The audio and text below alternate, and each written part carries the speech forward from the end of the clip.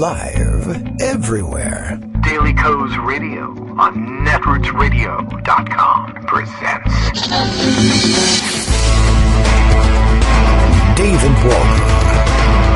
Kagro in the Morning Show.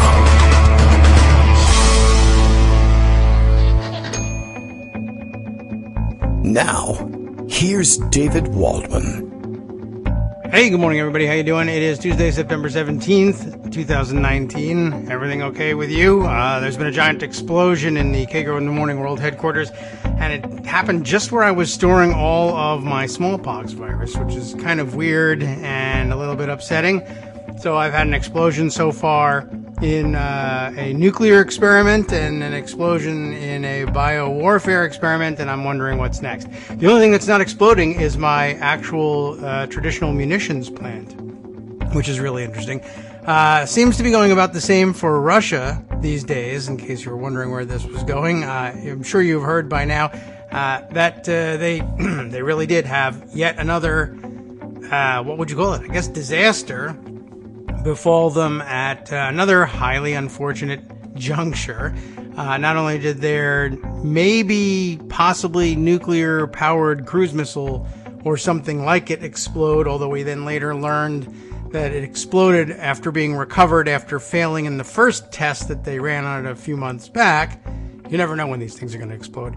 But we now find out that there was, in fact, a explosion and fire at, as it's being reported, a Russian laboratory, which, for whatever reason, happens to house the smallpox virus samples that they're holding there. I assume that there are other places that they're holding them. So don't worry, they're not out of smallpox. No world smallpox virus shortage.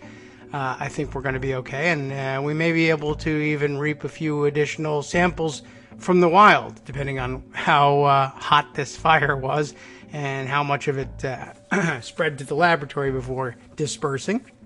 But did see several reports about this one, and finally decided to grab the article when I saw Greg retweeting it this morning. I think there was a lot of tweets about it early on without reporting attached to it, so I waited until this one came out. This is from The Guardian, and I guess they're closer to the explosion, so let's say it's sort of more local. I don't know why we're using The Guardian. That's what Greg grabbed.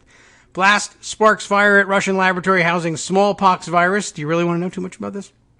Sure, why not? Facility known, I guess, as Vector is one of only 2 sites holding the virus. Dang, so there's at least one other. But prices on smallpox not expected to go up. It's also, by the way, houses the Ebola samples.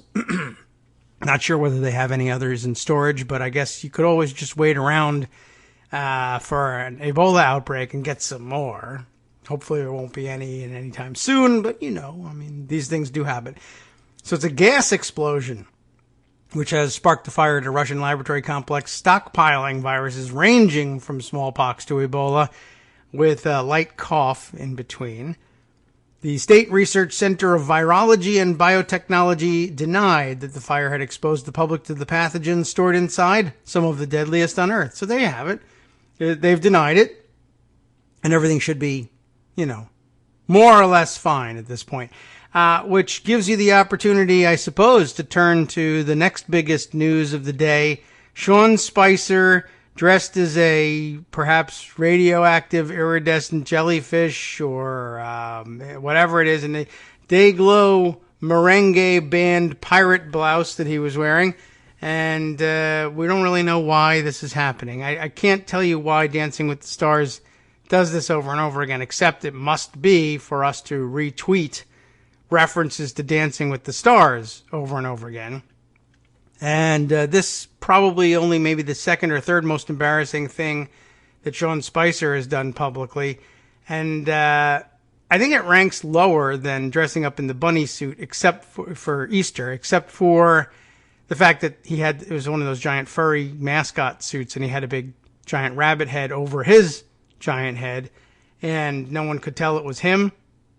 So maybe in that sense it was a little bit less embarrassing. So we're all supposed to, 1, think that Dancing with the Stars is a good show. 2, that Sean Spicer is a star. 3, that going on Dancing with the Stars somehow erases your crimes against humanity. Don't forget that he was, of course, press flack and liar-in-chief for the other guy who's liar-in-chief. He's the assistant to the liar-in-chief, I suppose. Lied about the size of the inauguration crowd to feed the ego of the idiot maniac who claims to be president, who is jailing children, tossing them in cages, separating them from their parents, in some cases killing them right there on the spot. And Sean Spicer, not embarrassed enough by that to avoid signing up with Dancing with the Stars. I really don't know what it is about the producers of Dancing with the Stars that they love to rehabilitate Republican disgraces. And we should probably hold some hearings into that. Pardon me, why not? We're holding hearings into everything else. That would probably bring us around to the more serious section of our news. If I knew what any of it was, I would report it to you. I forgot to bring you our Daily Coast Radio is Live Now tweet, thanks to Bill in Portland, Maine. Let's see. Maybe he'll give me some idea of what the hell I'm supposed to be doing now. All right, let's see. Kagro X, that's me. I understand that to be my pseudonym. We'll try and catch up on some of the stories that have gotten pushed aside because of all the recent Trump dumpster fires. This is true. This much I know. Up first, yes, the results of the Truman-Dewey election. Did miss that one. The results are in, ladies and gentlemen. The Truman-Dewey election, which was deep frozen in a lab in Russia, has exploded and caught on fire. And they assure the public that no one is in danger from the frozen samples of hell that Truman was planning on giving the Republicans before he was deep frozen. So everything should be fine. We're all safe. And time to move on. Let's see. Over in Pocket, we have a number of stories stored away. And really, my Twitter retweet timeline is a pretty rich vein of stories as well. I should probably scroll my way down there and try and pull some of those things out for short hits at some point. And I'll do one or two, I guess, before we dive into Pocket. But there are some bigger stories that we need to catch up on. But flash points for this morning, things to watch. First up, we'll say Mariana Atencio, who reports to us.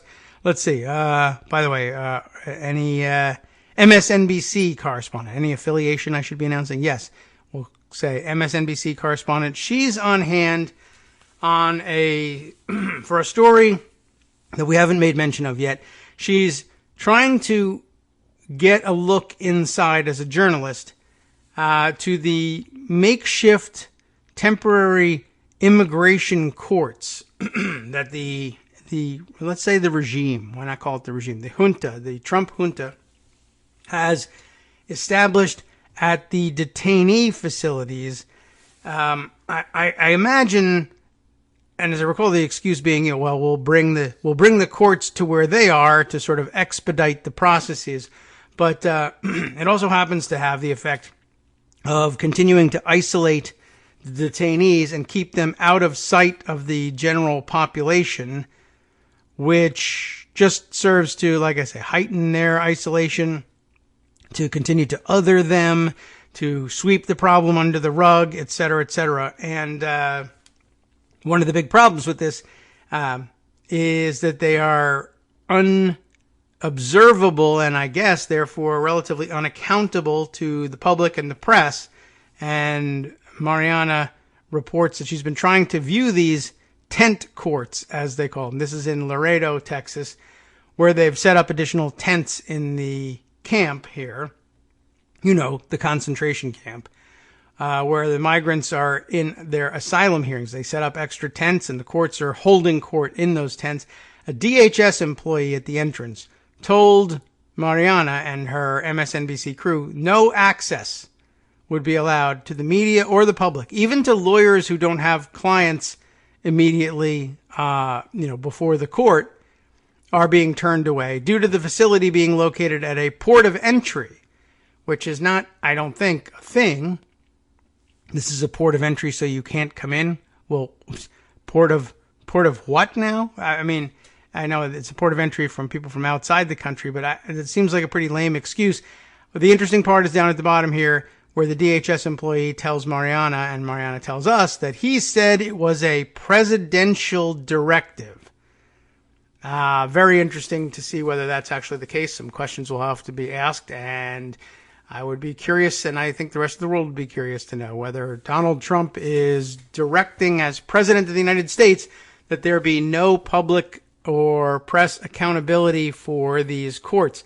Not only are they isolating the detainees and isolating them from the rest of the population, even as they supposedly get their due process, but no one can check on that due process. So you can't go and find out, are children being asked to appear without counsel? Is the law even being applied? We have no real idea. They may be appointing and dispatching, who knows, maybe they're not even dispatching judges for all we know. If we have a lack of immigration judges, do you think we could put it past Donald Trump to say, I'll just send friends from Mar-a-Lago or people I pick out at random in a raffle at a rally, and they'll make them an immigration judge? And if the reporters were allowed in there, they would see immediately this person has no idea what they're doing. They're simply hitting immigrants over the head with their gavels and sentencing them to executions. I don't want any of that reported. Could that be happening? Sure. Would anybody believe that that was happening under any other regime? No. They would say you're crazy. How about this one? This one, I really don't know. You'd have to tell me. What do you believe? All right. Other news, switching over to Pocket so that we can hit some of the longer reads and all of this. You know, there is more to the story, of course, of the Russian explosion, but I will leave that to you to read. It's not top of our priorities for the moment. And it doesn't sound like it was an enormous fire, but then again, you're pretty much relying on Russian news sources for that information. And, you know, what can I tell you? We'll see. We'll see what happens when you blow up a viral warfare center in the middle of Russia. You'll just have to kind of wait around and see whether or not, A, people contract any of these viruses, B, whether they blew up the vaccines as well, and C, whether the Russians bother to tell you anything about it. And then 28 days later, I think the whole planet has these zombie diseases. And then we'll know for sure. And boy, won't they be embarrassed at that point, having told us that there was no danger. That'll fix them. All right. On a few other fronts here, let's run down a couple of other major, let's say constitutional crises. The most current of which I will update you on via AP's report here from Mary Clark Jelinek. My best guess at her last name here. White House. That would be the place where Donald Trump is barricaded in, insisting that he is president of the United States. The White House orders 2 former aides to defy House subpoenas. The House itself, of course, did not, that is the White House, did not do the ordering. That is euphemistic shorthand for Donald Trump orders 2 former aides to defy House subpoenas. Why?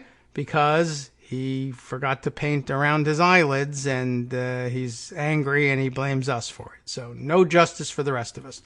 The White House, again, blaming this on the House, has instructed 2 former aides to President Donald Trump, the resident of that White House, not to appear at a House of Representatives Judiciary Committee hearing on Tuesday. That's today, by the way, saying Rick Dearborn and Rob Porter, remember Rob Porter, don't remember Rick Dearborn offhand, but saying that they are, quote, absolutely immune, unquote. Sure. From testifying at what the panel is calling its first impeachment hearing. So, by the way, in case you were wondering, how are those impeachment hearings going? First one's today, and I believe 3 people are subpoenaed. 2 will reportedly refuse to appear. The 3rd will reportedly appear and either plead the Fifth Amendment or sit there mute like an idiot and refuse to answer any questions. So, wasting no time. That really wouldn't have been necessarily my strategy if I were Trump and looking to stonewall things, but I'm not, and I'm not looking to stonewall things either. So I want to expedite them. But day one of your impeachment hearings, 2 subpoenas being defied, if not necessarily ignored. The third one basically being made a mockery of. So you have your answer. How will Democrats... No, I guess you don't have your answer. Not how will Democrats react, but you have your answer as to how will the White House react to hearings, more or less, I guess, officially designated, although they claim that there's no such thing as an official designation under the current conditions of an impeachment proceeding. And this last week or so of talking about whether or not these are impeachment proceedings will serve only as a setup, probably, for bringing the case to court. Today, they'll refuse to answer. Nadler will order them to answer and will say that in a week to 10 days, the committee will hold a vote about whether or not to refer contempt of Congress charges to the full House floor. Pelosi and Hoyer, in consultation with Nadler, will discuss when the House might be available to vote on such a resolution. It could be quick. I don't, at this point, necessarily think that Pelosi is as interested as she was before in dragging things out and delaying them. I think she'd be okay with letting this vote take place relatively quickly, since it's another hurry up and wait situation. If they're going to go with a statutory contempt of Congress charge, we're back in the old play where the House votes to hold the contemners in contempt and refers charges under the contempt of Congress statute to the Justice Department, and the Justice Department will probably take a couple of days before officially announcing that they're simply not going to go forward with prosecuting the cases. Although, I suppose they could drag that out. I guess if I were advising them, I'd say, keep people guessing for as long as possible before finally announcing. If there ever is a time when you have to actually announce what you're going to do it at the last possible minute. They could even step aside and not say that and let the case go forward and pretend they're going to prosecute the case so that it goes through the docketing process and dates are set. And then at the last minute, once the dates are set, which are bound to be a month or two at minimum, I would guess, away, although I'm sure that the House attorneys will press for expediting the case, given the fact that it's taking place in what they claim is an impeachment context, and then we'll see whether they draw a Trump judge or not, and then we'll be able to tell about how long this process will take before the House is informed formally that there won't be anyone there for the prosecution. Then they move to see whether they can prosecute the case or their House attorney can do it. And we'll all read articles about inherent impeachment as if it was a brand new discovery. There will be another round of tweeted rumors about there being a jail in the Capitol complex. We'll talk about how it's not true. Trump will, probably give someone smallpox, let's say, at some point, or say that people ought to get smallpox, and everyone will say, that's an outrage, and we'll tweet about that. And then I think at that point we'll do the budget, and then they'll adjourn, sine die, and that'll be that. So, okay. Just, I don't hold out a lot of hope for this one, but we're getting tested right away. Okay, let's see. Where were we on this story? Back to the real news. In a letter sent to the panel, that would be the House Judiciary Committee, and obtained by the Associated Press, whose report we were reading, White House counsel Pat Cipollone wrote that the Justice Department had advised, and Trump has therefore directed, Dearborn and Porter to defy subpoenas because of constitutional immunity. There was absolute immunity, there's constitutional immunity. Neither of them are actual terms. They're just sort of winging it.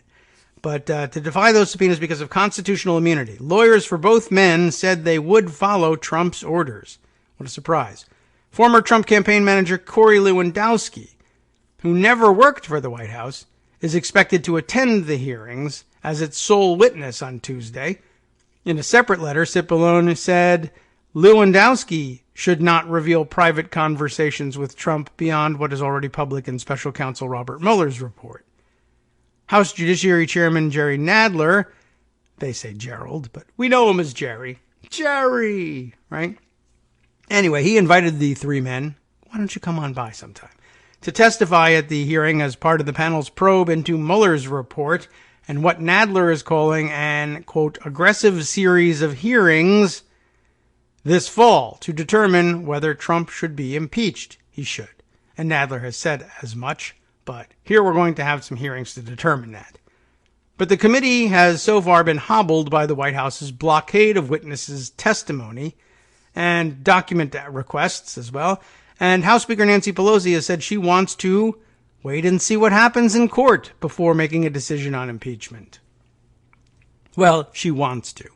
Whether she will have that opportunity or not, I don't know. I think the ground is shifting beneath her and she's recognizing it, but I don't know that she's doing everything she can to facilitate it. But okay, it might not be entirely up to her, and her plan may be, well, I'll go along, but you're going to have to drag me there. Cipollone wrote that Dearborn and Porter were advised not to attend, quote, because of the constitutional immunity that protects senior advisors to the president from compelled congressional testimony, and in order to protect the prerogatives of the office of president. I don't even remember what Rick Dearborn did in the White House. Rob Porter, I wouldn't have classified necessarily as a senior advisor to the president. I mean, I guess he has a fairly senior job in that he was wasn't he like the staff secretary or something? So he was moving papers back and forth from the Oval Office, and that's, top level stuff, but I don't think he was an advisor per se. Anyway, Rick Dearborn, as it turns out, is former White House Deputy Chief of Staff for Legislative Intergovernmental Affairs and Implementation.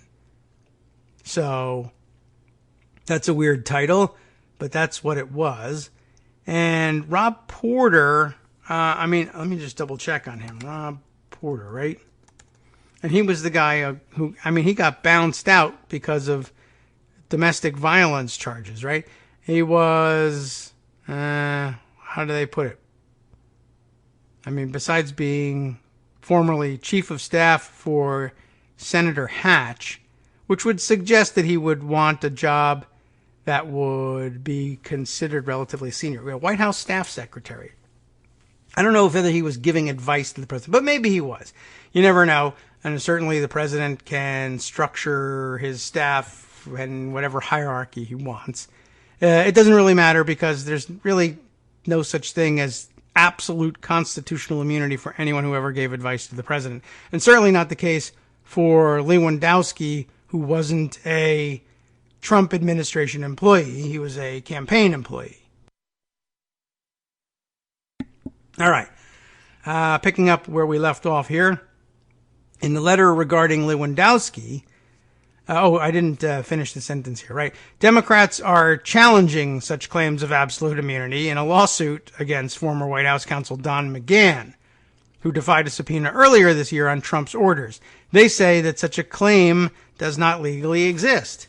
They say that. Some people claim that this doesn't exist, but others claim that it does. We'll just have to leave it there. That's what all the AP can do with it. And even if they wanted to point out, well, Democrats are right, it doesn't legally exist, you have to wrestle with the possibility that you'll draw a Trump judge or a Trump sympathetic judge who will say, you know what, I think it does legally exist. And then for the amount of time it takes to get to an appeal at the D.C. Circuit Court of Appeals, that immunity will be held to exist, and we'll get no answers.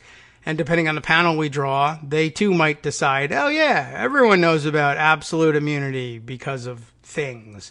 Or they may say, no, it doesn't, at which point the immunity won't exist, but it will be appealed to the Supreme Court, who will issue a stay of any proceedings such that these two don't have to testify pending the outcome of review by the Supreme Court, who, of course, will say everybody knows about the immunity that is automatically granted to anyone that Donald Trump likes, even though there's nothing of the sort either in the Constitution or anywhere else in our body of laws. But if they decide it, they decide it. That's the system we've given ourselves. What a great job. Anyway, and by the way, there's all the indication of how quickly this will resolve itself. When will you hear from Rob Porter? When will you hear from Rick Dearborn? Consider that the same claim was made by Don McGahn, and I don't even know when that happened, and we're still waiting for the results in court about that one. And as you know, Leader Pelosi has said she's waiting to see how things come out in court before deciding what to do and making a decision on impeachment, even though the chairman of the Judiciary Committee says the decision's already been made and we're doing this thing. I guess she means the decision about whether or not to come forward with, to bring actual articles of impeachment to the floor of the House, as opposed to beginning the inquiry into whether or not we ought to do that. But we're still waiting on the Don McGahn results. And then, of course, there's every chance, as this administration has already done, that they will get the Don McGahn results and say, okay, fine, we may or may not comply, pending appeal to the Supreme Court, et cetera, et cetera. But in the meantime, Rob Porter is not Don McGahn, and so this order doesn't apply to us. They've actually done that before. Hi, everybody. It's me, David. Let's change things up from the old fundraising pitch for just a minute and talk instead about how you can be a part of our show. If you've got a smartphone or any other electronic recording device, why not sit down and record a segment for us? Read us an important article and give us your take. Read one of your own original essays, or even just give us your commentary on something you'd like to share that's important to you. Then send the file to me at kagrox@gmail.com, and I'll try and work it into the show. Short segments, a few minutes in length, are easiest to fit in. And of course, I can't always guarantee that I'll be able to play everything, but if you've ever shouted at your radio or TV about something you wish was being covered, here's your chance to change that. Make the show your own. Send your submissions to me at kagrox@gmail.com.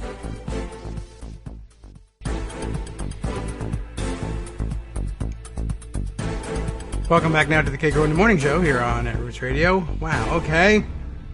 Let's see. We've got to continue with the AP story, although I got my eye on a couple other things as well. The AP story on White House ordering 2 former aides to defy their House subpoenas today. So let's just continue on with that, shall we? In a letter regarding Lewandowski, remember, he's also supposed to be testifying today, Cipollone wrote Nadler that his conversations with Trump, quote, are protected from disclosure by long-settled principles protecting executive branch confidentiality interests. In a statement, Nadler said the White House's position is a shocking and dangerous assertion. He added, the president would have us believe that he can willfully engage in criminal activity and prevent witnesses from testifying before Congress, even if they did not actually work for him or his administration. Yes, he would have us believe that. And I don't know whether we will or not. I have no confidence, really, in guessing at what the outcome might be, although I suspect a lot of Democrats will not believe it. I don't know what they will do about the fact that they don't believe it. They will be right in not believing it because it's not true. But still, this is what we're having to deal with. The president says Lewandowski can't testify about those things because he's immune, because I'm the president, even though Lewandowski, 1, didn't work for him as president, and 2, did work for him during a period in which he was essentially, for legal purposes, a private citizen and can't possibly have extended executive immunity to him since he wasn't the executive. But we're going to litigate that for about a year, and win, and then still not get our answer, and then sue to get the answer that we're supposedly entitled to because we won a year ago when we sued, and then pretty much at some point it'll all resolve itself when Donald Trump is no longer president, and everyone will say, big shrug, we don't know what the law is, and the next Republican president will be free to pick up where this one left off. We know this because, of course, this Republican president has picked up where George W. Bush left off running the same play. And we never get to a resolution because it's always the Republican position that prior rulings of the court applied to other people. They have other people's names on them, not mine. So if you want this to apply to me, you're going to have to take me to court and show me how it applies, and I will fight you at every step of the way. That's not the way, English common law and American law that evolved from it is supposed to work. All like cases are supposed to be controlled by the same principles. And you're supposed to keep up with what the courts have ruled in similar cases in the past in order to be able to predict what will happen, and then in order to avoid legal trouble, you avoid doing the same thing that got prior defendants in trouble. No longer the case. Just warning you. They don't believe in that. So, by the way, they don't believe in that. So when they come to you and they testify before the Senate Judiciary Committee in order to take up their nomination to the federal bench, when they tell you they have great respect for precedent and stare decisis, which is the Latin name for, yes, I actually believe that what the law says is applicable to others as well and is universally applicable, unless, of course, there's circumstances that differentiate you. This is the law, and it will stand as such, and we don't simply overturn it willy-nilly or pretend it doesn't apply to us because our name is different. They actually don't believe in that. But in order to get everybody comfortable with rubber stamping your appointment to the federal bench, you say that you do. That's the play. And so as a result, you will have a federal bench full of people who got there by saying they believed in it, but really don't. Wink, wink, and everybody knows what will happen when you drop the case in front of them. Okay, so where were we? Oh, yes. Corey Lewandowski also says he probably won't answer any questions either. Brant W. Bishop, Porter's lawyer, said in another letter to Nadler, everyone's writing letters to Nadler, that his client was trapped between competing and incompatible demands from coordinate and co-equal branches. It's a fancier and better way of writing this speculative essay about absolute immunities. Well, gosh, the executive branch says I'm not to testify, and the legislative branch says I should, and they're co-equal, so I don't know what to do. And so for now, he'll defy the subpoena, which is, you know what? That's an answer, but that's also, curiously enough, the answer you really wanted to give to this. I don't know what to do. How can I reconcile the demands of two co-equal branches? I know. I'll pick one that I like better and follow that. That's not actually a logical answer to how do I reconcile this contest between an immovable object and an irresistible force.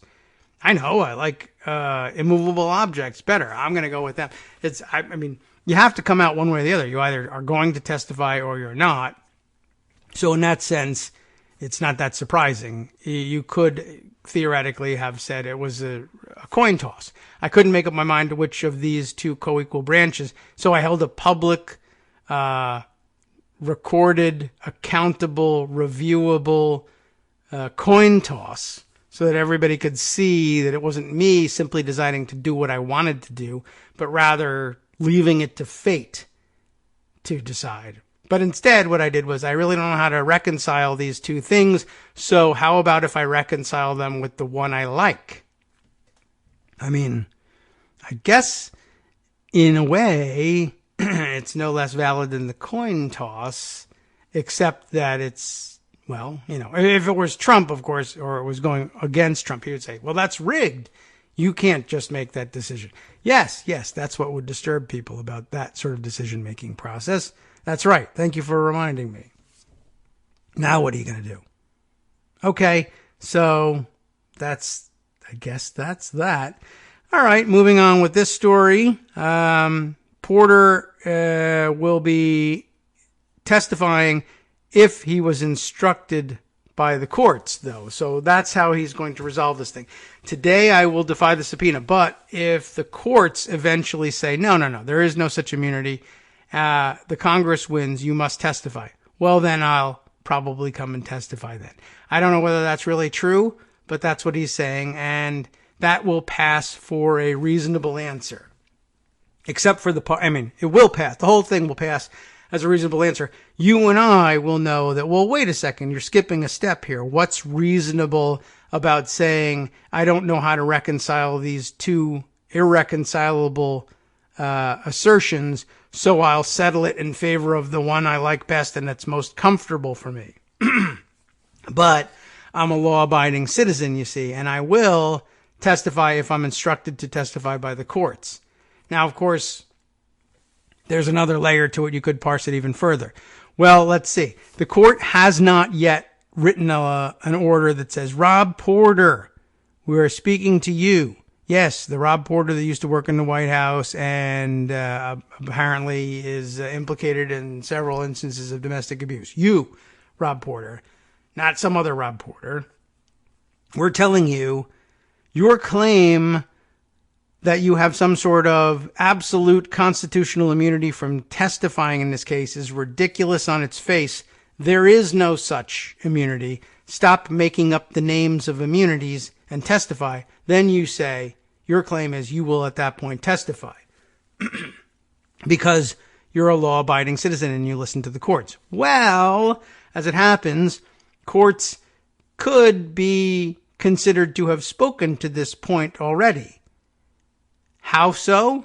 Well, in all the time that our constitutional republic has existed, at no point have they ever recognized or hinted that they ever would recognize such a thing as absolute constitutional immunity for White House staff secretaries. That's just not a thing.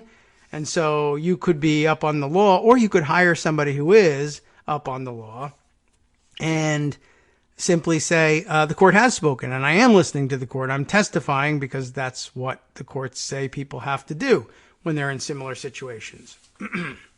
But he's not doing that. Instead, he's reconciling things not with the weight of precedent of like cases that have come before, but rather the way he wants to. And that's what a reasonable guy he is. Maybe he too, he has the excuse. He could be saying, well, I know what other people have said about other cases. I want to know. He may very well be saying, I'll do what they ordered Don McGahn to do, as opposed to waiting for an order with my name on it. And that could be something. And though it's frustrating and annoying, I guess Nancy Pelosi has given him the permission to do so by saying she too will be waiting to see how things come out in court. And maybe she will have to wait. She may even actually mean that she'll wait for an order that has Rob Porter's name on it rather than just Don McGahn's. I don't know. We'll wait. We'll see what happens, to use that line again.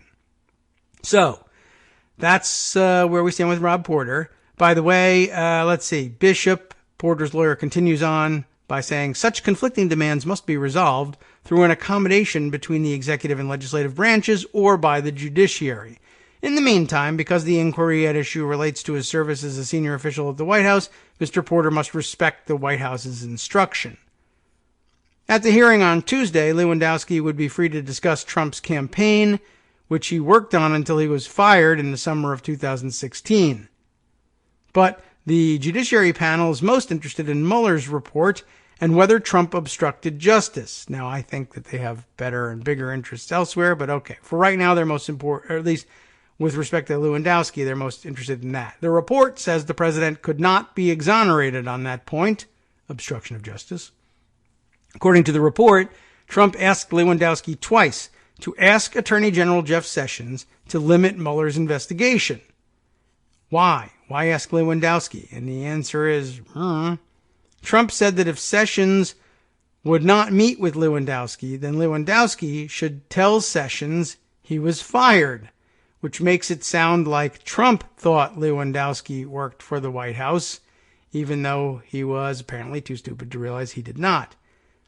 But I don't think you can create executive privilege by mistakenly believing that the person you're talking to works for the White House. Who knows? Maybe a judge will say you can. Lewandowski never delivered the message, by the way, but asked Dearborn, this is how he got into this, a former Sessions aide, to do it. Dearborn said he was uncomfortable with the request. I would be too. And also declined to deliver it, according to the report. Porter, a former staff secretary in the White House, took frequent notes during his time there that were detailed throughout the report. He resigned last year after public allegations of domestic violence by his 2 ex-wives. Okay, so that's where we stand with those particular subpoenas. But there are other ones out there, and other materials and witnesses subpoenaed that also carry some significant weight. I'm going to have to scroll back. This arguably should have been a Monday story, but I don't know. We just didn't have time for it. We had so many other stupid things to cover. We didn't do this one. Let's go to Greg Sargent, who was tweeting over the weekend about this for his discussion of things. Adam Schiff, the chairman of the House Intelligence Committee, revealed over the weekend on one of the Sunday shows on CBS, and revealed this story and moved Greg Sargent to tweet, "This is really something." What was this something? Adam Schiff said on CBS today that the Director of National Intelligence, and of course, we only have an Director of National Intelligence at this point, but the Director of National Intelligence has told the Intelligence Committee that he was instructed not to turn over a whistleblower report that appeared to allege some serious wrongdoing somewhere inside the intelligence community. The intelligence community's inspector general then had to get involved because it is statutorily forbidden for the director or even a director of national intelligence to refuse to turn over whistleblower reports to Congress upon request. But he did so anyway, and now we're having to subpoena this thing. Let's see.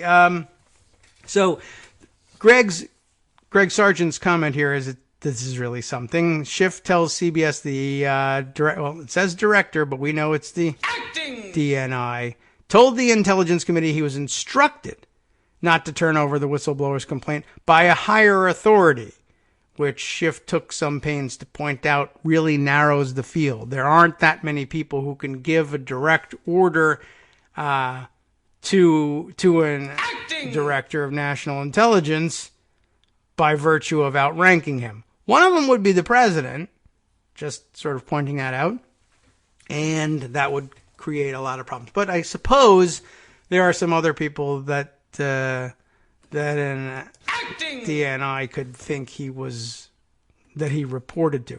So I've got a clip here, a screenshot of, I don't know whose reporting this is that Greg grabbed here, but highlighting some of the discussion about this thing. We've gotten a response, and the director has said essentially that he is answering to a higher authority. This is Schiff's comment.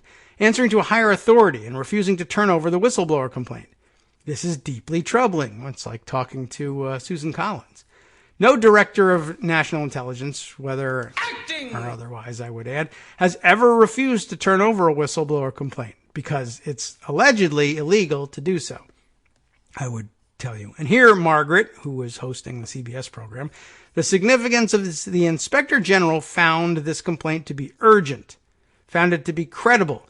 That is, they did some preliminary investigation, found the whistleblower to be credible, and that suggests corroboration, and that it involved serious or flagrant wrongdoing. And I feel like this clip doesn't exactly fill in all the blanks of the backstory. Do I have?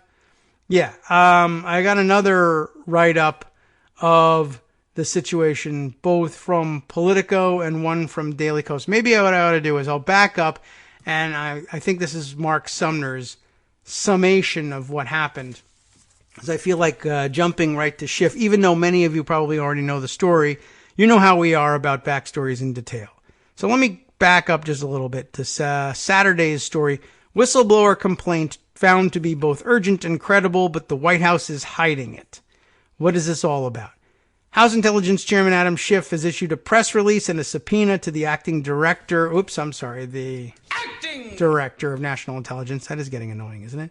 Over a subject that looks deeply concerning. Thank you again, Senator Collins. A month ago, someone inside the U.S. intelligence community filed a whistleblower complaint alleging a, quote, flagrant problem or, quote, violation of the law. That complaint appears to have been aimed directly at actions by acting DNI Joseph McGuire. Since that filing, the Inspector General for the intelligence community has looked into the matter and found that it is not only credible, but an urgent concern. So, this is something that you think would be of interest to the House Intelligence Committee. And indeed it is. And they asked, what is this thing? A month later, this urgent concern about a flagrant violation is still being hidden by McGuire. So, what happened here? How do we know it's still being hidden? The answer is that the House Intelligence Committee said, hey, you are required by law to turn this thing over to us. Please send us this whistleblower report. A month goes by and it doesn't show up. And at some point, Schiff says, look, you've got 10 days to hand this report over to us at this point. Still doesn't come. So the clock ran out for McGuire to release this whistleblower report on September 3rd. I guess there's a legal standard somewhere in the statute that says, I don't know, maybe they give them 30 days or something from the time of the issuance of the report to get it to Congress. That's the clock that runs out on September 3rd. But it doesn't show up. And in fact, Mark notes, he didn't even let Congress know that there was such a report, which is also required. A whistleblower report gets filed. The DNI or even an acting one has to say there is such a report. And that's what would put Congress on notice. And they would say, oh, can I see that report? Well, he didn't want to get to that question, so he didn't tell them there was a report. So, as Schiff notes, even if the original report didn't allege a violation of the law, the failure to release the report absolutely is a violation of the law. This instance is both extremely serious and utterly unprecedented. And here is a quote. Here, I guess, probably from Schiff, a director of national intelligence has never prevented a properly submitted whistleblower complaint that the IC, intelligence community, IG, Inspector General, that the Inspector General for the intelligence community determined to be credible and urgent from being provided to the congressional intelligence committees. Never. This raises serious concerns about whether the White House, Department of Justice, or other executive branch officials are trying to prevent a legitimate whistleblower complaint from reaching its intended recipient, the Congress, in order to cover up serious misconduct. Or hell, cover up unserious misconduct, right? We don't know what's in it. Not only is the violation flagrant, not only did the Inspector General find it urgent, but there's good reason to think that the whistleblower is talking about action that directly implicates Donald Trump or others in the White House. I guess so. Although, honestly, it could very well just be flagrant violation by acting Director of National Intelligence McGuire himself, and he decided not to forward it to Congress because it implicates himself, and he may have told that to the president, and the president says, I don't want any trouble for my administration, so I order you not to turn it over. To which McGuire says, phew, I'm under orders now not to turn it over. That's great. It's no longer me deciding not to turn it over. It's the president, and let them fight him instead of fighting me. That is entirely possible, and it's, who knows? I couldn't tell you whether it was true or not. Or it could be about someone even lower, I suppose, and McGuire's trying to protect that person and gets the president to do it. This is the kind of president who would sign on to that sort of thing. Ordinarily, a president would say, I'm not going to let you get that smut on me and make this my problem, but this president loves it. So that's where we are. So again, time ran out on September 3rd. I believe that was when Schiff told McGuire that he would give him 10 days to comply, even though he was already late. And September 13th then was that second deadline. That came and went too, and therefore we have stories on the 14th about Schiff being upset, and then interviews that took place on the 15th in which he says, yes, 10 days have passed 2 days ago, and I'm upset. I am officially upset about this. The House only learned about the complaint on September 9th, by the way, when the Inspector General's office informed the Intelligence Committee chairs that he was evaluating the report. Schiff immediately requested a copy of the complaint. Even at that point, the matter was far from routine. It's not unusual for someone to file such a report or for the Inspector General to take a look. It is unusual for Congress not to be informed that there had ever been such a report. Here we should highlight another particular problem. There is a statute out there, and I have seen people better versed in the law tweet out the designation of the statute so you can look it up for yourself. But I will save you the time. What it says, to our everlasting shame and regret, is that the Inspector General is in fact obligated to notify the Congress of the existence of such a report, and to turn such a report over to the Congress, I believe within a specified time period, and certainly upon request. However, the part that's missing from this law, as with so many of our laws, is the section about, well, what happens if the person in the job is an a-hole and refuses to do it? And at the time when they considered these things in committee, I'm sure that the committee said, well, obviously, no one will do that because that would be outrageous and embarrassing and norm-shattering. Yeah, but what if they do that? Well, then the courts will decide what to do. Yeah, but what if they don't? Or what if they're prevented from deciding? Or what if the courts are defied? Oh, come on. You're just being ridiculous now.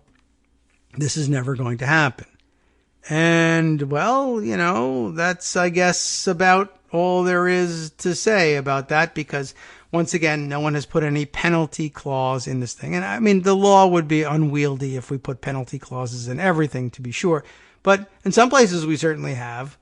We've gone out of our way to do it when we're talking about, street crime, drug crimes. We've appended entire mandatory minimums on top of everything. But it seems pretty clear. And, you've seen various statutes that say, violation subjects defendants to, or violators, once convicted to, such and such a fine or imprisonment for up to blah, blah, blah number of years or months or what have you. But there is no such one in here because, of course, no one's going to do that. So once again, you find a statute like that, you're a Republican, you say, there might not be any penalty for this, let's go for it. So they go ahead and that's that. All right, so here we are, waiting to find out what the penalty is going to be. So the House only learned about the complaint on September 9th, when the Inspector General informed the committee chairs that he was evaluating this thing. Schiff immediately requested a copy. Even at that point, the matter was far from routine, right? We said it's not unusual for reports to be filed, not unusual for the Inspector General even to get involved and to take a look at the report. But it is unusual not to inform Congress because you're statutorily required to do so. Unless you're not, unless there's a requirement with no penalty attached to it, in which case, F it, do what you want. When things really started going off the rails was when McGuire refused to hand over the complaint before the deadline. And the Inspector General declared that the matter was serious and urgent, and McGuire still refused to produce the report, either the complaint or the evaluation of the complaint. So Congress has got nothing. Possibly even more concerning. How about this? Are you ready for something more concerning? the grounds on which McGuire argued that he could do something that no past DNI has done. He refused to produce the complaint by saying it contained potentially privileged communications, which sparked Schiff to issue a new demand for the complaint and this bold declaration. Are you ready for the boldness? The committee can only conclude, and this is true, the committee can only conclude based on this remarkable confluence of factors that the serious misconduct at issue involves the President of the United States and or other senior White House or administration officials. This raises grave concerns that your office, together with the Department of Justice and possibly the White House, are engaged in an unlawful effort to protect the President and conceal from the committee information related to his possible serious or flagrant misconduct, abuse of power, or violation of law. That is a conclusion they're entitled to reach. It might not be the correct conclusion, but it is grounded in your own stupid unitary executive theory here, right? You're the President embodies the executive branch. It's the executive branch taking this action. The DNI says that he was ordered to do so by someone higher than him. There are very few people higher than him in this hierarchy, the President being one of them. There are a few others. It could have been someone else, but the point is that the executive power, the unitary executive power, resides in the President, and so it's absolutely fair to blame him for it. And impeachment would be ordinarily the tool that you could use to hold him or any of the other possibilities of other possible suspects for the order being issued to McGuire that he claims was issued. But any one of them would be held impeachment would be the mechanism for holding them accountable for it. And so you just lay it at the doorstep of the big fish and say you're in trouble. This big fish is in trouble unless there's compliance. In this case, they just don't care. So what do you do?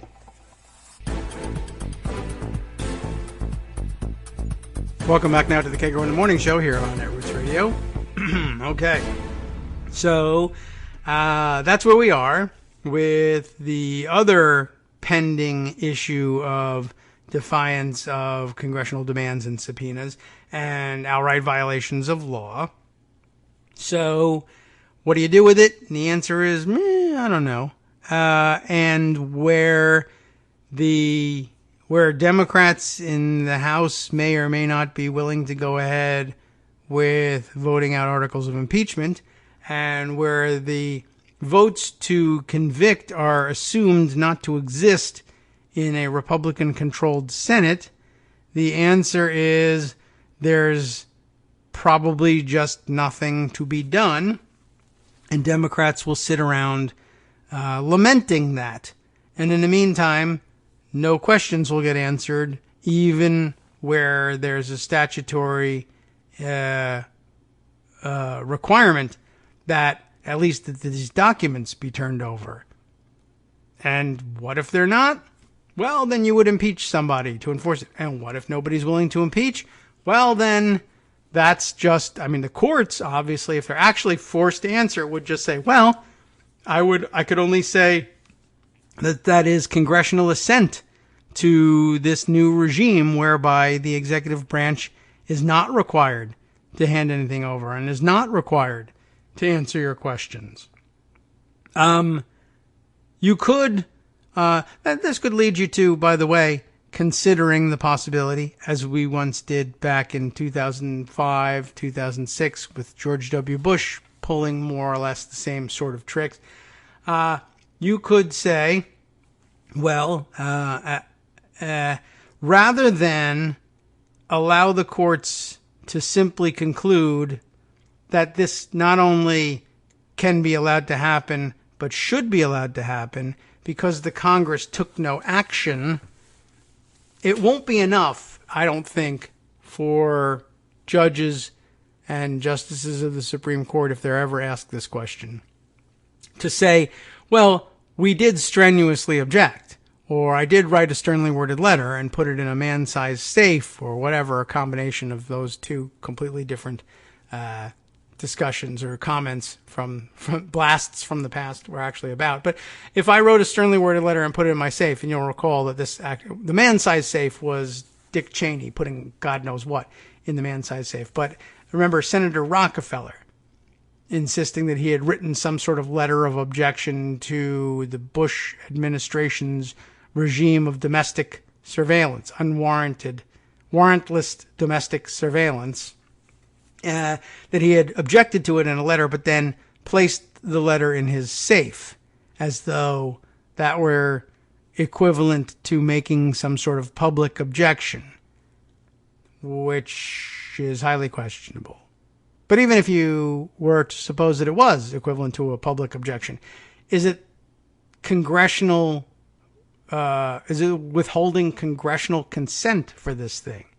This is what they're trying to get past. In other words, to call back yet another discussion from previous shows, Justice Frankfurter's discussion in the steel cases, the Youngstown steel seizure cases, which comes up from time to time here on the show, was about the gloss of history, this historical gloss that could be put on powers claimed by the executive, not sufficiently objected to elsewhere by the co-equal branches.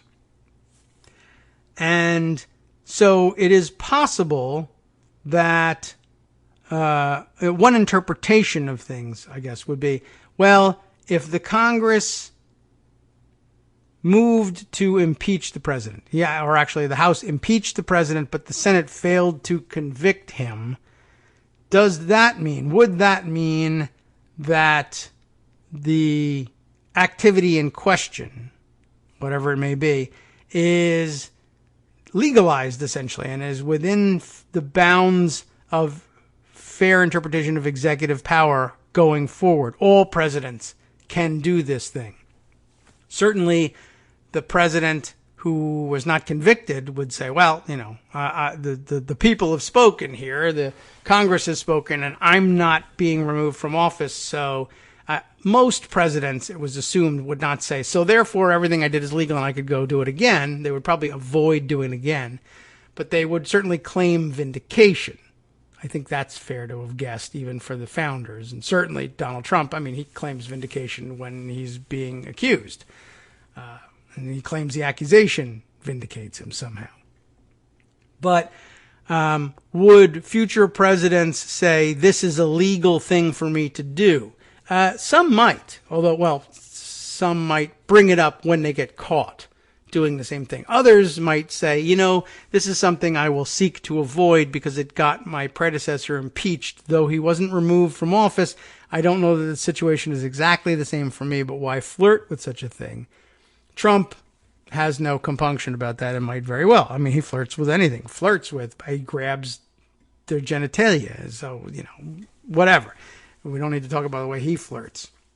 But he would absolutely claim that he had not only been vindicated, but that everything he did was legal, even though that's not at all the conclusion. Anyway, one way to avoid this situation, though, and this is an argument for impeachment, and I mentioned this is an argument that I made for impeachment with George W. Bush, too. Despite the fact that you believe it's destined to fail because of the numbers in the Senate, there will have been on record the articles of impeachment adopted by the House. A judge or justice so inclined in the future could hang their hat on that and say, well, while it is often said to be the case that this sort of violation of law or norm could be found by later courts and later historians to be within the prerogatives of executive power, thanks to this historical gloss put on that power by the lack of objection from Congress. Here, we do have objection from Congress. Not the whole Congress necessarily, but the House of Representatives certainly objected, and in all likelihood, some substantial portion of the Senate objected too. the standard for removal from office may have been 2/3, but let's say 50 plus senators vote for removal, but that's just not enough. Can it be said that the Congress did not disapprove if a majority of the House of Representatives registered its disapproval, and that disapproval was entered on the congressional record as the adoption of a resolution, and also a majority of the Senate agreed that it objected, even though the Senate side of the ledger in the congressional record won't have recorded the adoption of a resolution? What do you say to something like that? Or, I guess you might be called upon to answer the same question if the articles of impeachment are adopted in the House but only garner 49 or fewer votes in the Senate. Does it matter that a majority of the Senate didn't assent to this declaration that the action in question was wrong?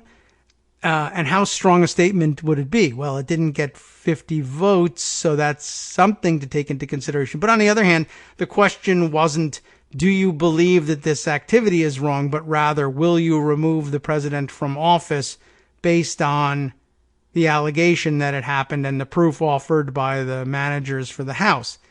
That answer may be no, but it may very well have been yes, had the question been, do you think this stuff was wrong and future presidents ought to be prevented from doing it and ought to consider it an impeachable offense? But that's going to be rather speculative. I don't know how the courts would come down on that one, but certainly they would be able to hang their hat on the impeachment in the House as a clear expression of at least part of Congress objecting. It's not nothing. Now, it might not be enough for some justices who would say, I require an act of Congress, and there wasn't one here. There's a bicameral requirement here, and we didn't get it.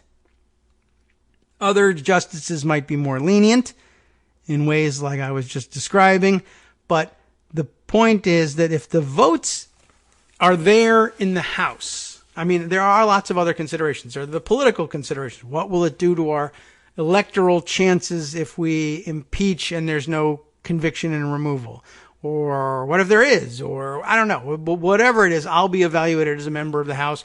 Others will be evaluated as Democrats, whether they're running for the House or not, as having been as for being members of the party that impeached the president, and that might reflect negatively on me. That's what they're all worried about. It might reflect positively on you. That's what I'd like you to believe. But aside from all the political considerations, another argument, therefore, for impeachment is don't leave these actions unobjected to in any official way by the entirety of Congress.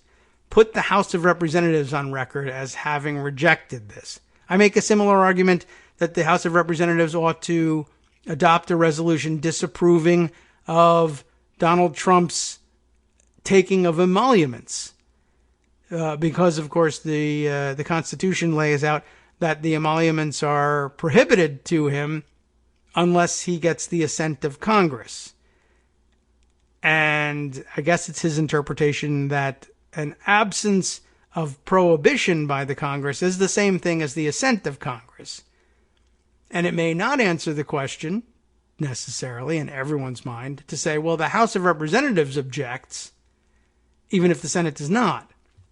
And then you'd be stuck trying to figure out whether or not the refusal of the Senate to go along with a resolution disapproving of the emoluments is the same thing as congressional approval of the emoluments, or whether it's something different, or whether it is indeed enough of an indication that Congress did not assent to the acceptance of these emoluments, such that the president could be found or held to be guilty in some fashion of accepting these emoluments. But unfortunately, our Constitution likewise doesn't say what happens to a president who just accepts those emoluments anyway. The answer was already in the document. He should be impeached. If they refuse to impeach him, that somehow obviates the very existence of the emoluments clauses. That's not the way judicial canons would instruct judges or justices of the Supreme Court to interpret the Constitution or any other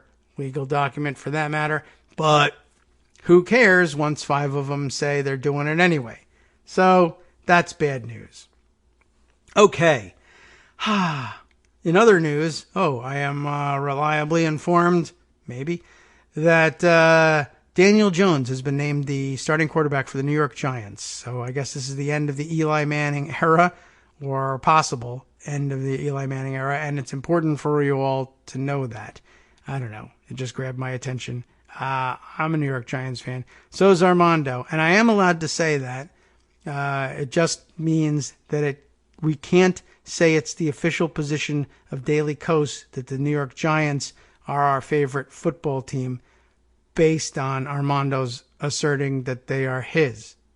They could do it based on my assertion, but I wouldn't ask him to do so. Just clearing that up for legal purposes.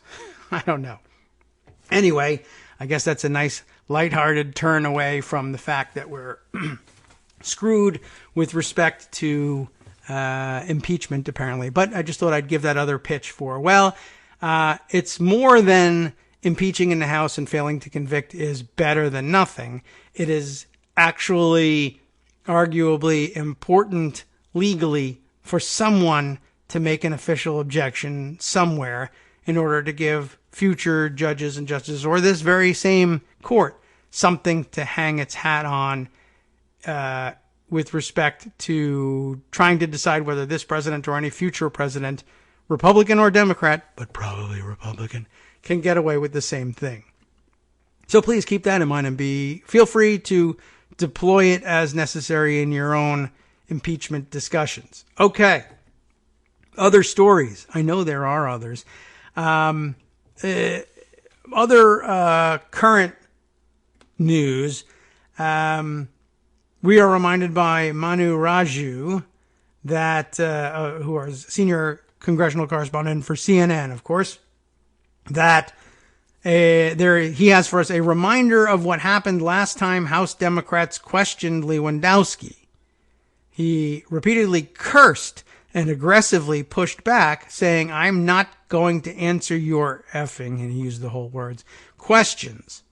So, that's hanging out there, and he's supposed to be testifying today. So it'd be interesting to see what happens. Although, just as interesting is, what are you doing inviting this lunatic to testify before Congress again, given that you've already experienced how he answers congressional questions? Why? I don't know why you're bothering, but maybe they want him on their, maybe they want him to be aggressive and angry again so that it would justify some fantastic action like, inherent contempt at some point. But quite honestly, if he sits there and says, "I'm not going to answer your effing questions" last time, and they didn't do anything, they didn't even refer him for statutory contempt, as far as I'm aware. So I got no reason to believe, unless this is one of those situations where the committee chairman is like, I just thought of what I should have said to Lewandowski. Dang. All right, I'm inviting him back to testify again. And this time I'm going to be ready when he says he's not going to answer my effing questions. Could that possibly be it? I don't know. In other current news, I note the observation of many of us are Twitter friends with Jeff Hauser, who is reading over this Politico story on the budget situation, which I'm sure we'll have Joan reminding us of tomorrow. This Politico article says, House Democrats sidestep border wall fight until November. They're averting a shutdown now, but are setting up a fight later this fall. Sarah Ferris reports House Democrats have largely agreed to punt an ugly border wall fight with Donald Trump until November, likely averting a shutdown this month. Remember, it is September.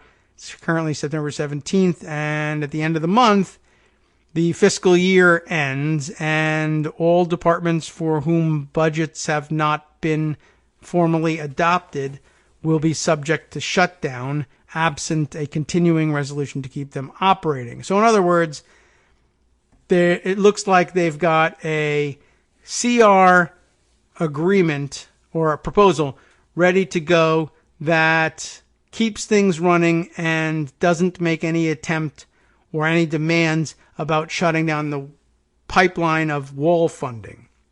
The House is expected, it goes on to say, to pass a stopgap funding bill this week that maintains the status quo for Trump's border policies, marking a temporary concession by progressives still fuming at recent hardline moves on immigration, according to multiple lawmakers and senior aides.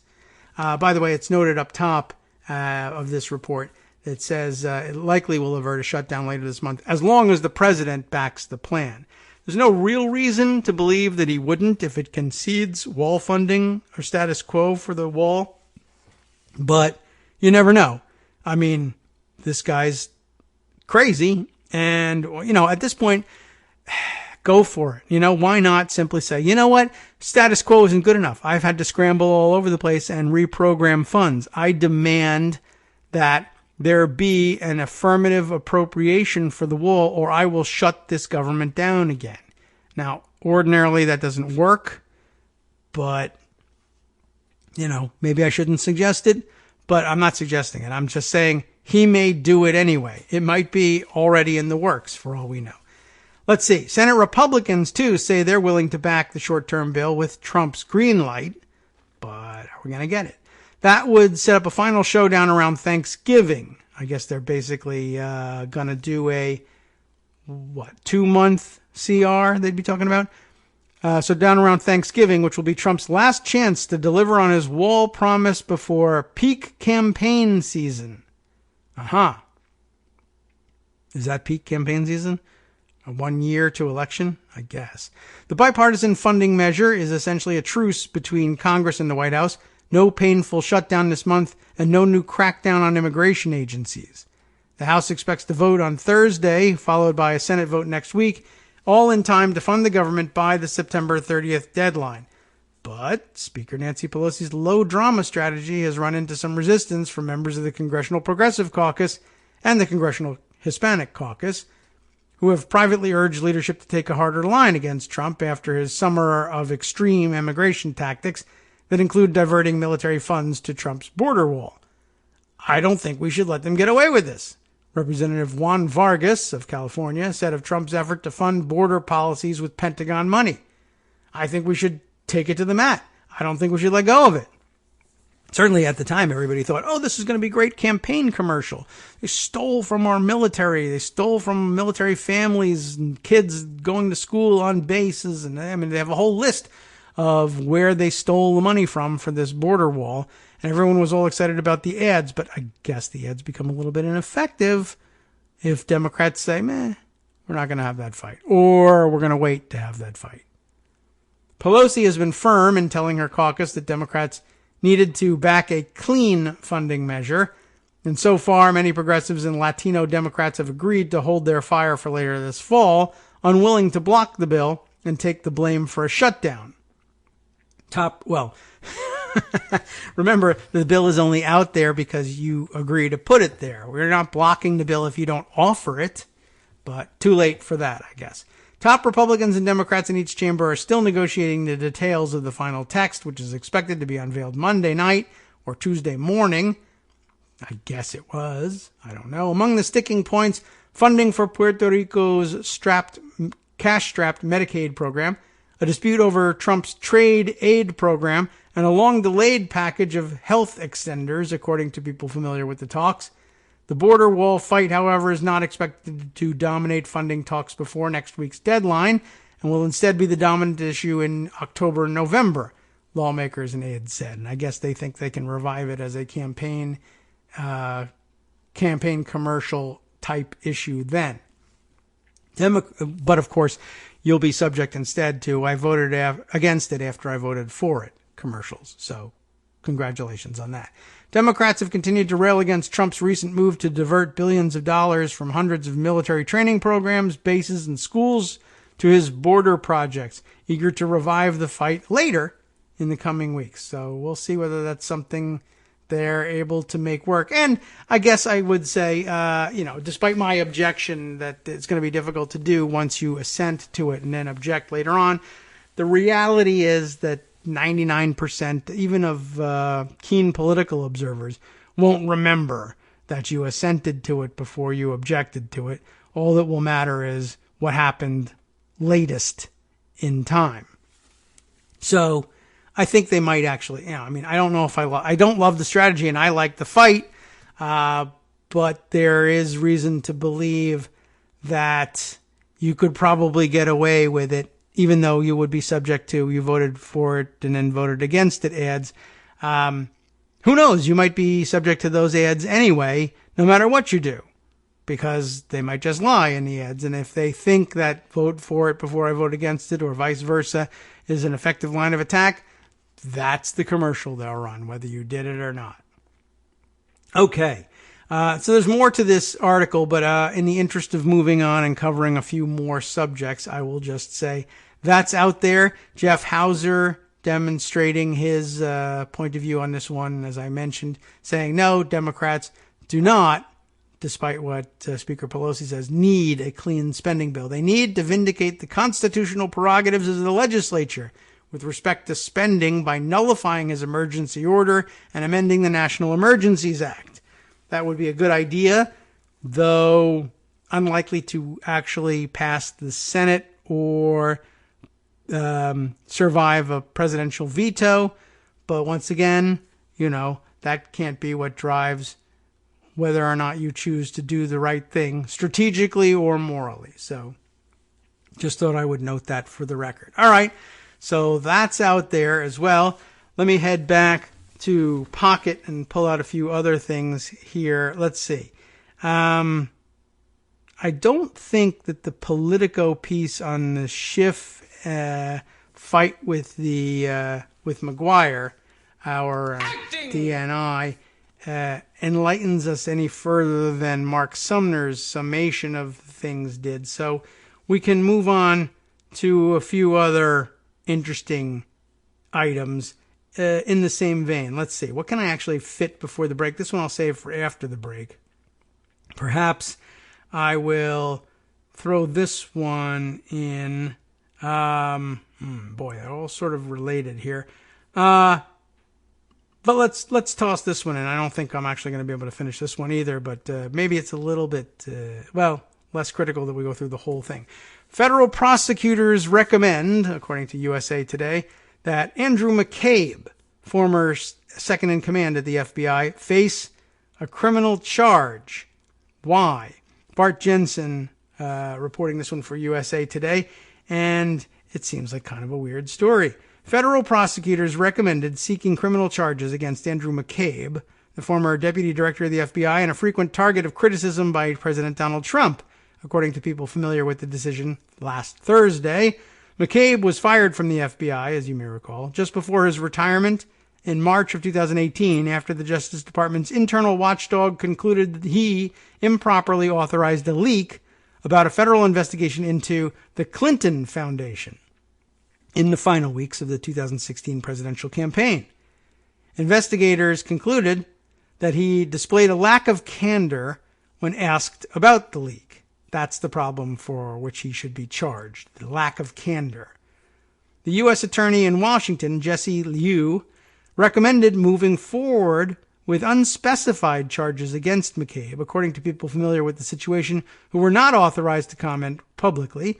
McCabe's lawyers appealed that decision to Deputy Attorney General Jeffrey Rosen, who rejected their request, one of the people said. McCabe's lawyers were informed of that decision Thursday.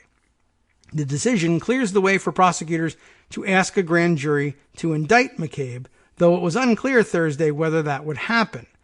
Whether McCabe is indicted will be up to a federal grand jury in Washington. And I guess some people had speculated that perhaps the grand jury had already been asked whether or not it would be willing to return charges against McCabe and that it had declined to do so, and that the Department of Justice was essentially overriding that decision, which would also be extraordinary and unusual. So, The U.S. Attorney's Office in Washington declined to comment on the situation. The recommendation that McCabe be charged is the latest fallout from the FBI's handling of investigations around the 2016 presidential election, when agents investigated both of the major party candidates. Those investigations into Russian meddling to help Trump win the presidency and Democrat Hillary Clinton's use of a private email server, remember that, inserted the FBI into the center of fraught political controversies, right where they didn't belong. We know the outcome of that and who screwed up what then, but there's more about this we'll discuss after this break. Hi, it's me, David Waldman, your host for Kagro in the Morning, with a brand new interruption to say thanks to all of you who support the show. Remember when I told you that our average monthly donation was about $7, for which you were getting 2 great hours of news and entertainment 5 days a week, and how that came out to about 70 cents an hour? That's a pretty good deal, except it's wrong. The math actually works out closer to 17 cents an hour. It is hard to beat a deal like that, and even harder to send your kids to college on. Thankfully, Patreon.com makes it easy to make that work. Patreon, Patreon.com, is the simple, secure way to make recurring monthly contributions to support our show. Just search for me or the show name on the site, and they make it easy to crowdfund the show so that the power of our numbers can keep the show going for just a few bucks a month. Once again, thanks so much for all your support.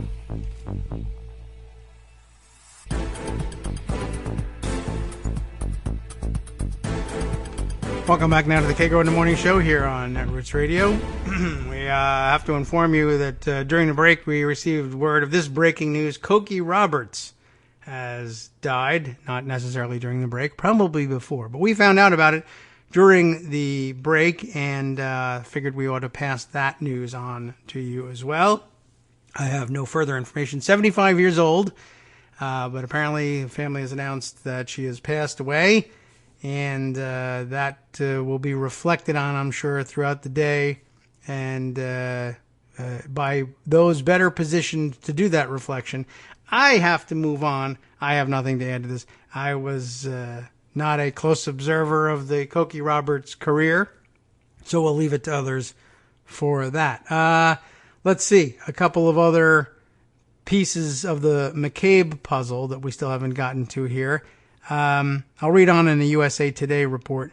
Then Attorney General Jeff Sessions, you'll recall, fired McCabe after a Justice Department Inspector General's report found he misstated his involvement in a leak to the Wall Street Journal days before the election about an FBI investigation into the Clinton Foundation. Not the emails, but the foundation. He was ousted days before he could begin collecting retirement benefits. Anyway, and I mean, I don't know. Maybe that's even fitting. I don't know why he felt compelled to make this leak.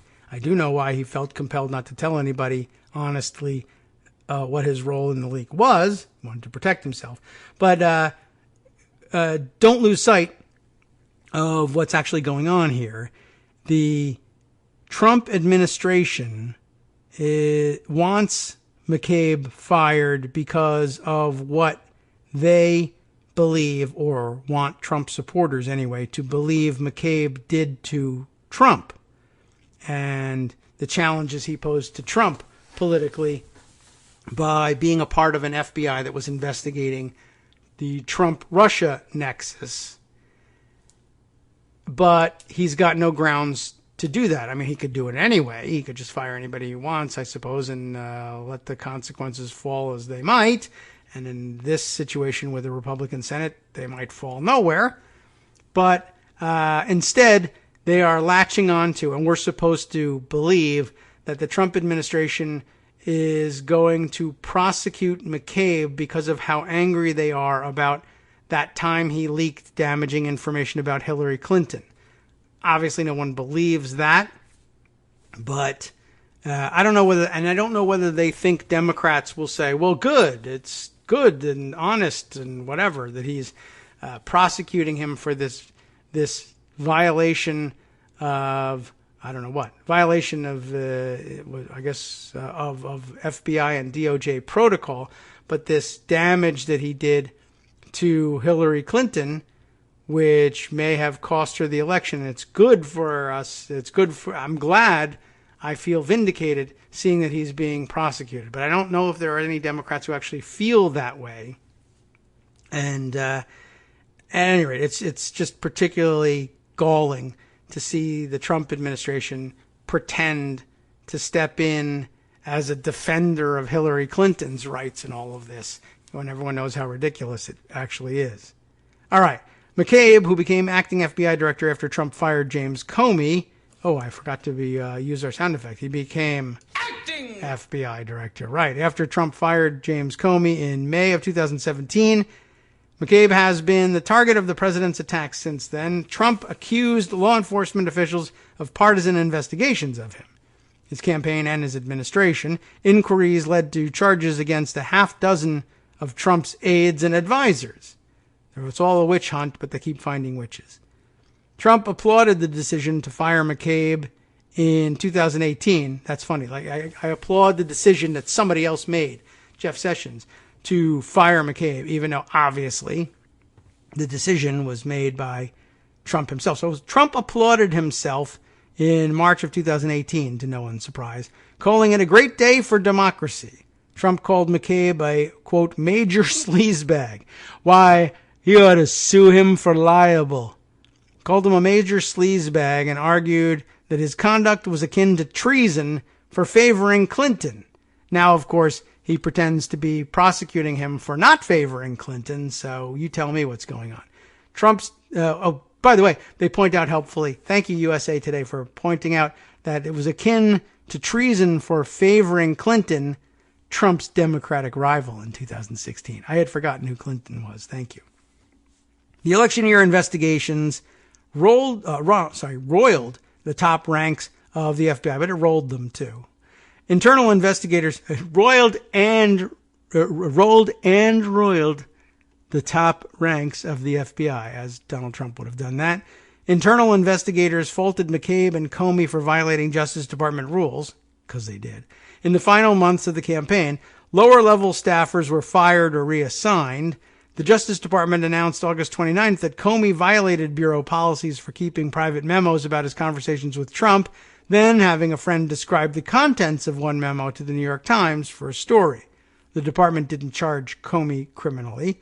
McCabe's firing came after the Inspector General investigated the information behind a Wall Street Journal story about the Clinton Foundation to determine whether it was an unauthorized leak, and if so, who was the source.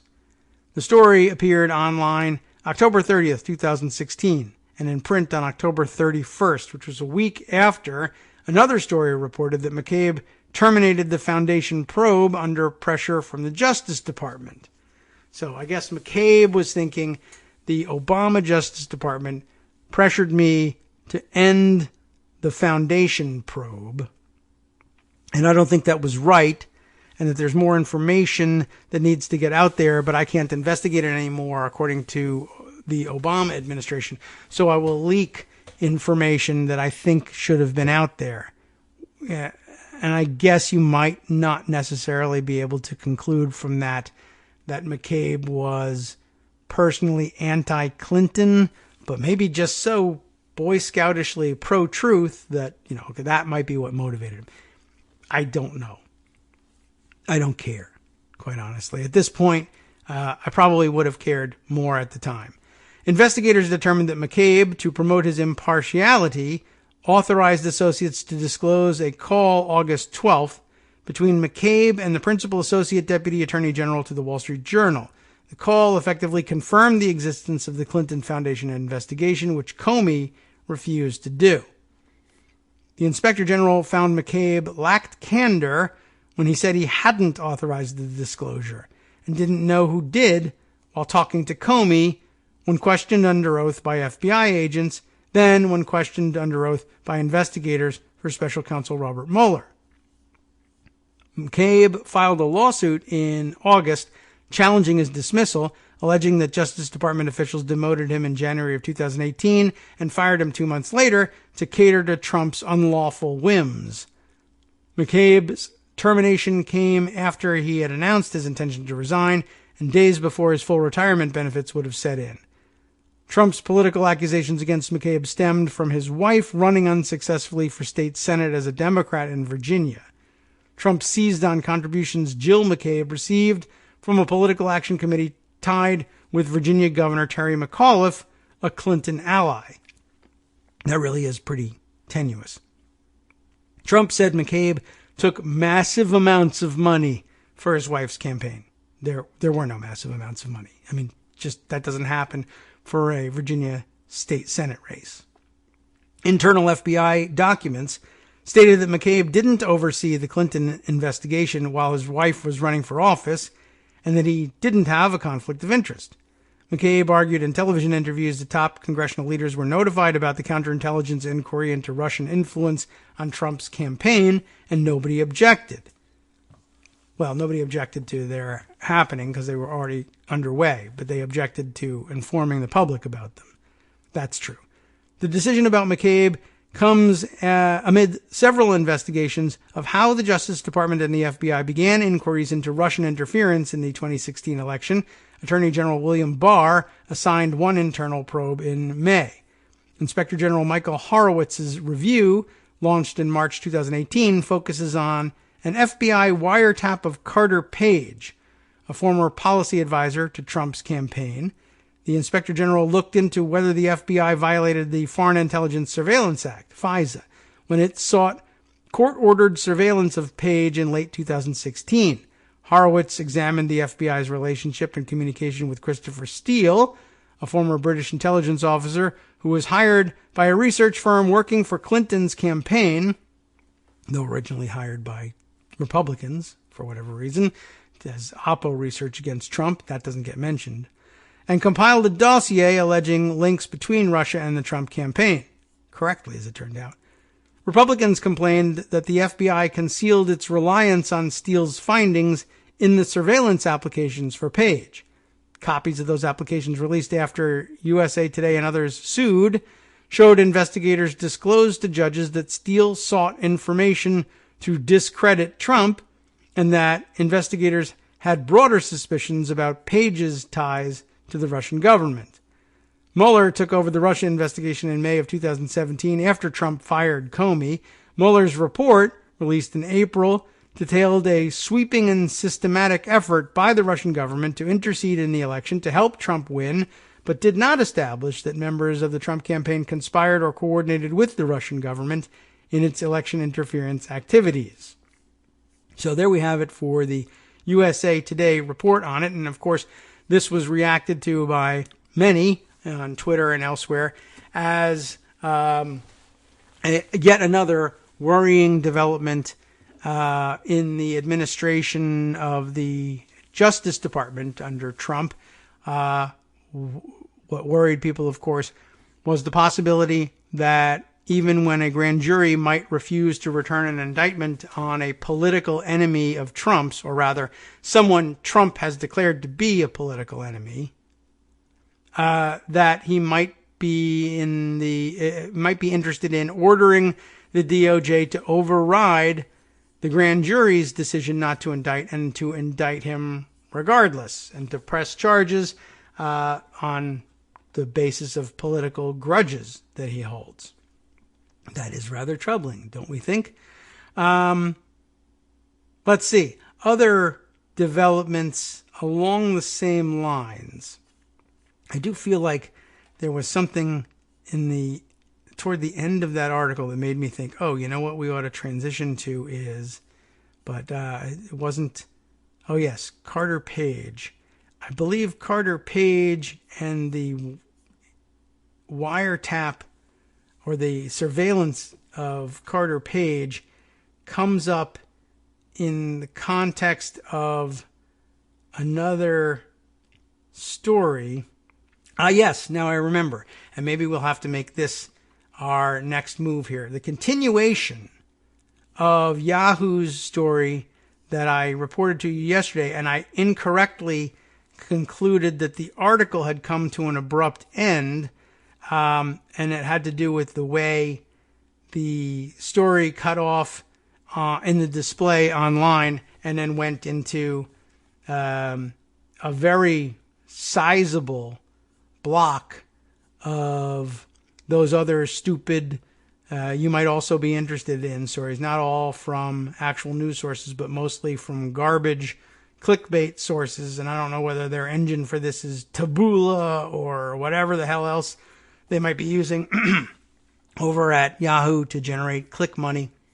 But I missed the tiny box, and you'd think Yahoo would be more interested in people clicking on the tiny box that says story continues. So you might want to make that larger. But as it happens, I guess they're more interested in having people click on the money-making garbage links below where they cut the story off, which is sort of disturbing and surprising that they wouldn't put the top priority on continuing reading their page and reading their news. But that doesn't make them any money all by itself. But clicks on this dumb stuff does. So anyway, I incorrectly concluded that the story had concluded, and there was much more juicy stuff to come. In fact, you'll recall the headline of the story: Russia carried out a stunning breach of FBI communications system, escalating the spy game on U.S. soil.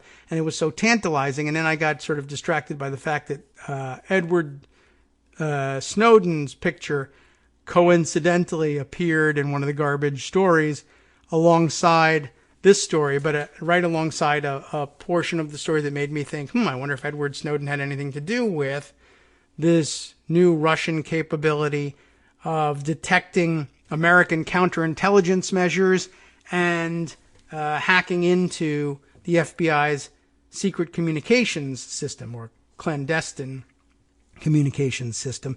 And that was all very exciting, but it didn't actually get to the description of, well, what systems were compromised and what was lost and what was the timeline involved and what does it all mean? And I thought, well, the story seems incomplete, but it wasn't. There's more to it. We ought to get to it. As a reminder, we are talking about the chain of events that gets, well, let's see, where does it kick off? It kicks off in the distant past, around 2010, actually. But our story kicks off with the late Obama administration announcement, December 29th, 2016, that it was giving nearly 36 Russian diplomats just 72 hours to leave the United States, and was seizing 2 rural East Coast estates owned by the Russian government, right? The dachas on the eastern shore of Maryland. So we discussed that. We discussed the fact that the FBI's communications systems were later compromised, and that the Russians gained information that helped them, one, evade U.S. counterintelligence techniques, and two, help them crack encrypted FBI communications, such that they went ahead with the establishment of a number of clandestine listening posts around the country to monitor FBI and CIA communications. I mean, movie script nightmare kind of stuff.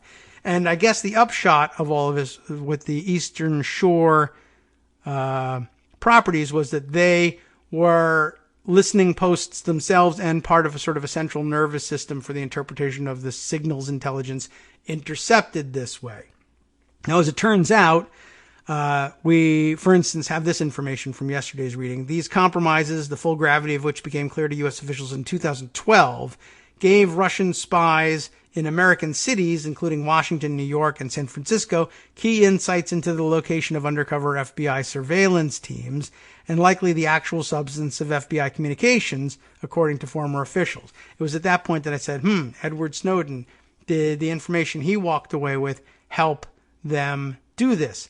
And I guess the shortest answer is probably not, although maybe he later helped refine the techniques, willingly or unwillingly. But it was in 2012, I guess, when the full gravity of this becomes clear to U.S. officials. But it wasn't until 2013 that Edward Snowden took off for Russia. So it would be a little difficult to believe that he was feeding that information to Russians from inside the NSA in the United States, evading detection until he finally took off a year later.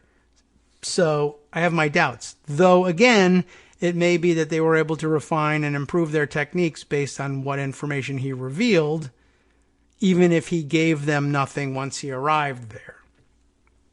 So, anyway, as I said, the story actually continues, and it has some bearing on Carter Page. When we found out about this, the story actually continues. The light bulb went on that this could be why we haven't seen certain types of activity from known Russian spies in the United States, said a former senior intelligence official. In other words, they've been tracking spies routinely. There are always Russian spies in the United States. And then all of a sudden, they kind of went dark. They were no longer doing the things that they ordinarily did to spy on Americans.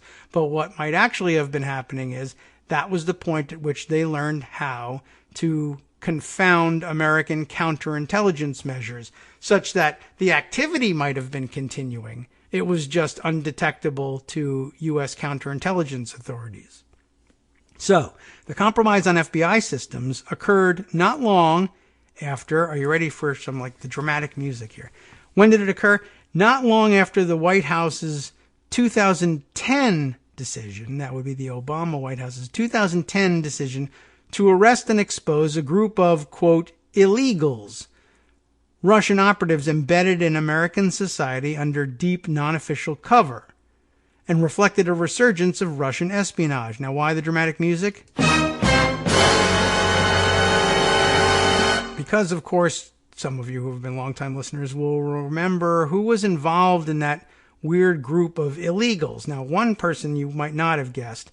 One person you're probably jumping up and down and saying, oh my God, finally, the connection, sort of, that we've been waiting for, that we always figured must have existed between Donald Trump, who was, of course, being aided by Russian operatives in his 2016 campaign, and one of the illegals, Anna Chapman. Remember the hot Russian spy who got deported and everything, and there was pictures of her all over the place, and she was this gorgeous specimen, and people were falling head over heels for this for this Russian spy, even though her name was Anna Chapman. She was Russian. She had married and divorced an English guy, and during her time in London, apparently she was quite a globetrotter, and she left behind a tremendous body of photographic evidence, and everybody thought for sure, oh, this is like the classic espionage honey trap sort of thing going on, except no one could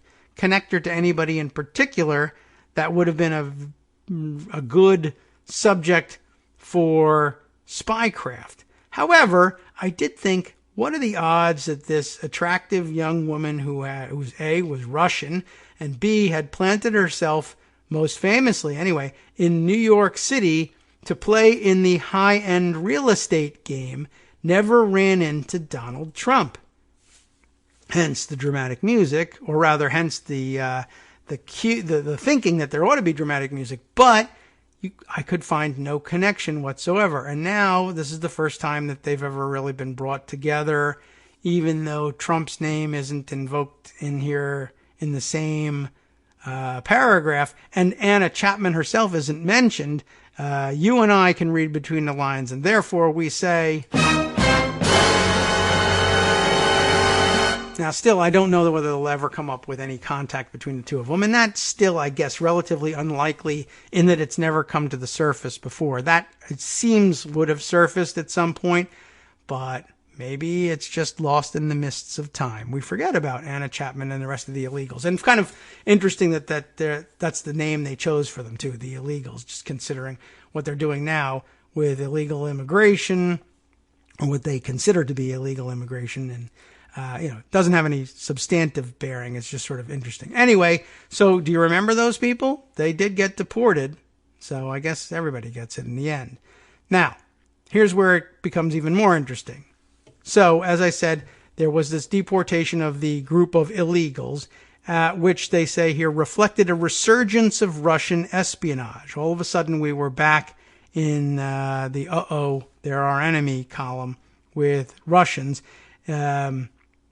And it didn't really catch on. Even in 2012, when Mitt Romney was saying that they were should be our primary geopolitical worry.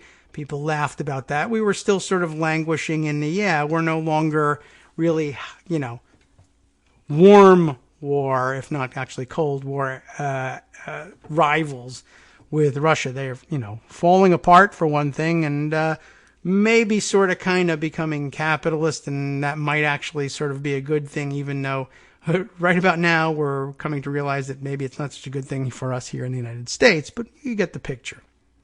Well, anyway, there was this now reason to believe that there was a resurgence in Russian espionage, but still, for 2 more years, we still didn't get it, at least.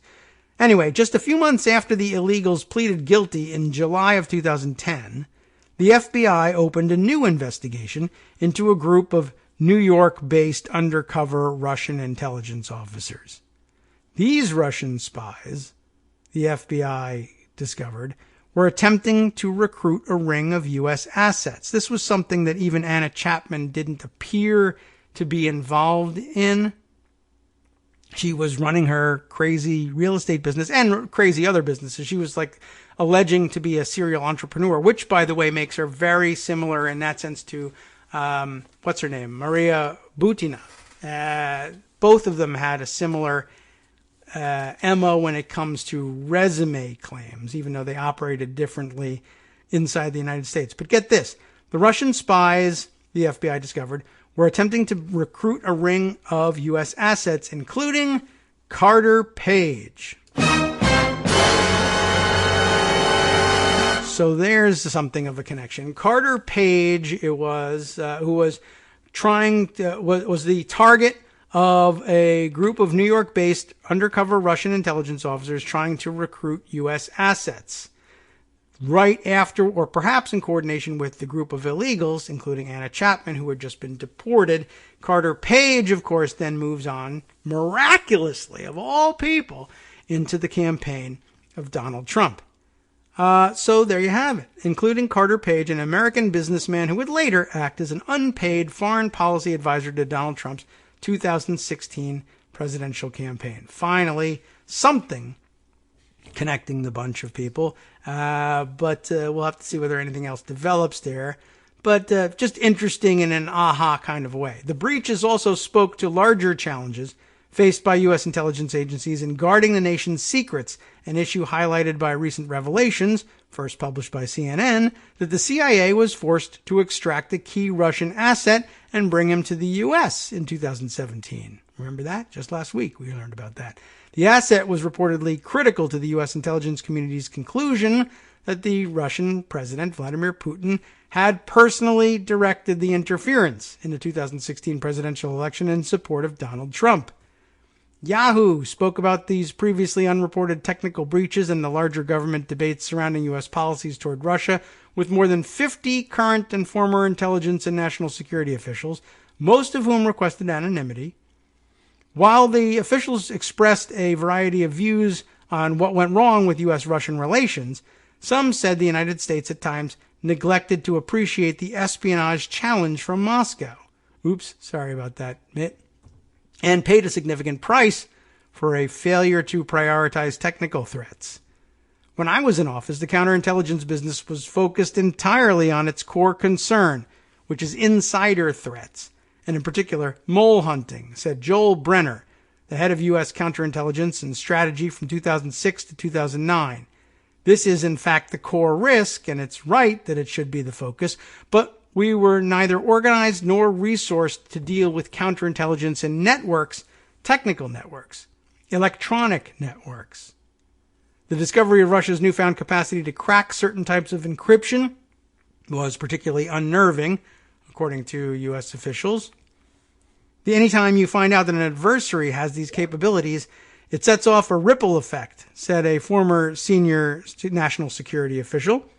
The Russians are able to extract every capability from any given technology. They are singularly dangerous in this area. And I'm a little bit behind in our outro music, but let's see what we can squeeze in before letting you know what's coming up next on the show. The FBI's discovery of these compromises took place on the heels of what many hoped would be a breakthrough between Washington and Moscow, the Obama administration's 2009 Reset Initiative, which sought to improve U.S.-Russia relations. Despite what seemed to be some initial progress, the reset soon went awry. And in September of 2011, Putin announced the launch of his third presidential campaign, only to be confronted during the following months by tens of thousands of protesters accusing him of electoral fraud. Putin, a former intelligence officer, publicly accused then-Secretary of State Hillary Clinton of fomenting the unrest. Just to give you a little bit of background in case you had forgotten on where their animosity may have come from. All right. It was around this time that Putin's spies in the United States operating under diplomatic cover achieved what a former senior intelligence official called this stunning technological breakthrough, demonstrating their relentless focus on the country they've long considered their primary adversary. So, we're going to have to leave what the technical breakthrough is for you to read on your own. Now, though, we turn things over to Justice Putnam for the West Coast Cookbook and Speakeasy, if I can just spit that name out, and we'll give you a little information about what he has on tap for you next. From Daily Kos Radio on networksradio.com. You have been listening to the Kagro in the Morning Show with David Waldman. Well, as we learned earlier, Trump is using the Justice Department to pardon his friends while throwing the book at his political enemies. On the rest of his menu, the Interior Secretary, a new one, is slammed for promoting a park police official under FBI investigation over a murder by subordinates on his watch. Not good. More next.